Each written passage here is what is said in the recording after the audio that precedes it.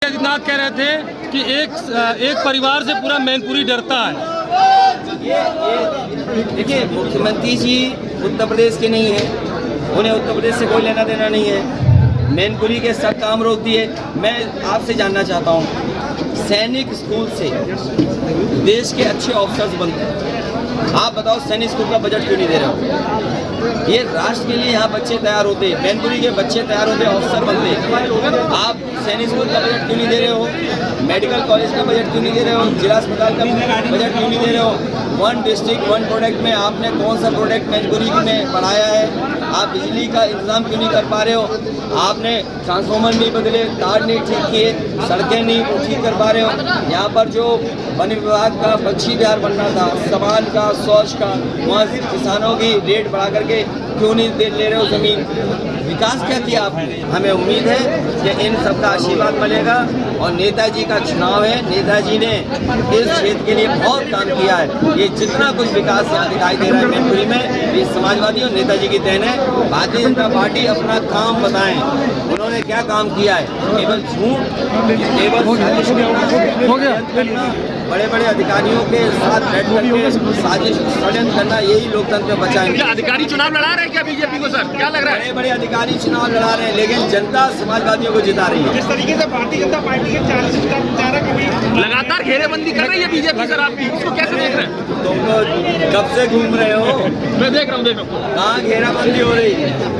ये बीजेपी के लोग बौखलाए हुए हैं, इन्हें ये नहीं समझ में आ रहा कि सिलेंडर का जवाब क्या दें। ये जो स्टार प्रचारक हैं, डीएपी पे बात ही नहीं कर रहे, बेरोजगारी पे बात ही नहीं कर रहे, बिजली महंगी आ रही है उसमें बात ही नहीं कर रहे। अच्छा, एक आपका क्षेत्र हुआ था, हमारा जो 22 गाँव है उसमें पूरा सेल लगाने की कोशिश करें, वो तक नहीं है।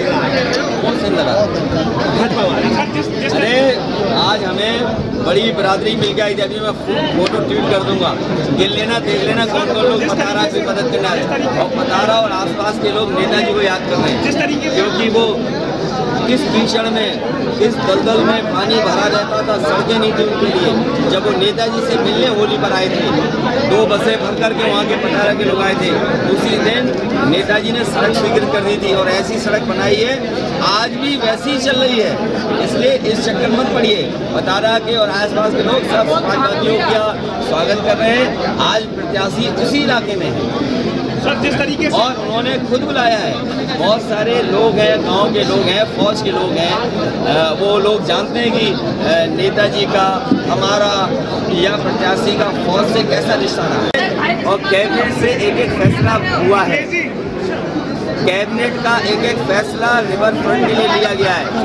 और अगर कैबिनेट के फैसले को सीबीआई, ईडी और सरकार नहीं मानेगी तो ये याद रखें भारतीय जनता पार्टी के लोग, तुम किसी के एक जैसे नहीं रहते, आपकी भी जांचें होंगी, आपके लोग भी फंसेंगे। और जो गड्ढा भरने पर जो लूट हुई है, बुंदेलखंड एक्सप्रेस में भी जो लूट हुई है, उसकी सीबीआई, ईडी कब करोगे? हमारी सीबीआई, ईडी कर लो, हमें कोई आपत्ति नहीं है, लेकिन चुनाव के समय पर आप सिक्योरिटी हटा दें चाचा की, आप उनके ईडी और सीबीआई से डरा दें। हम कैबिनेट के लोग सब तैयार हैं ईडी और सीबीआई को फेस करने के लिए। सुप्रीम कोर्ट ने निष्पक्षता का सवाल उठाया चुनाव आयोग में। ये भारतीय जनता पार्टी कभी निष्पक्ष नहीं रहेगी, इनका कोई निष्पक्ष नहीं काम नहीं है। ये भारतीय जनता पार्टी के लोग झूठे लोग हैं। और जसवंत नगर में किस तरीके से थाना अध्यक्षों के तबादले हुए हैं, ये जात देखकर मैं तो पत्रकार साथियों से कहूँगा, लोकतंत्र में आपकी जिम्मेदारी बड़ी है। व्हाट्सएप पर PDF फाइल चल रही है कि अधिकारी किस तरह की रणनीति बना रहे हैं, अधिकारी किस तरह के लोगों को पोस्ट कर रहे हैं। ये अधिकारी रात में बीजेपी के बड़े नेताओं से गुपचुप बैठक करते हैं। मुझे उम्मीद है कि इलेक्शन कमीशन इन बातों को देखेगा और ये अधिकारी चाहे बड़े बड़े बैठे हुए जो लोग हैं, गुपचुप रणनीति बना रहे हैं कि चुनाव को कैसे इसमें दबाव बना जाए समाजवादियों के ऊपर, लेकिन ये चुनाव जनता का है। यादव पुलिस कर्मियों को ड्यूटी पर नहीं लगाया जा रहा है। मैं बात यादव या किसी जाति को नहीं कह रहा हूँ, आप पत्रकार साथी हैं, आपको इन अधिकारियों से, जो वोट डालने वाले अधिकारी जा रहे हैं, प्रिसाइडिंग ऑफिसर कौन होगा, बूथ पर अधिकारी कौन होंगे, पुलिस फोर्स कौन होगी, इसकी सब सूची आपको जिलाधिकारी से मिल जाएगी। अगर जिलाधिकारी बेईमानी करेगा और इलेक्शन कमीशन देखता रहेगा तो कैसे निष्पक्ष चुनाव होगा? मैं तो आपसे कहूँगा कि हमारी प्रेस के बाद आप जिलाधिकारी महोदय से जाइए, ऑब्जर्वर से कहिए कि किस तरह की ये ड्यूटी लगा रहे हैं, वो ड्यूटी किस किस की कहाँ लग रही है, वो सार्वजनिक हो। रामपुर जाएंगे आप?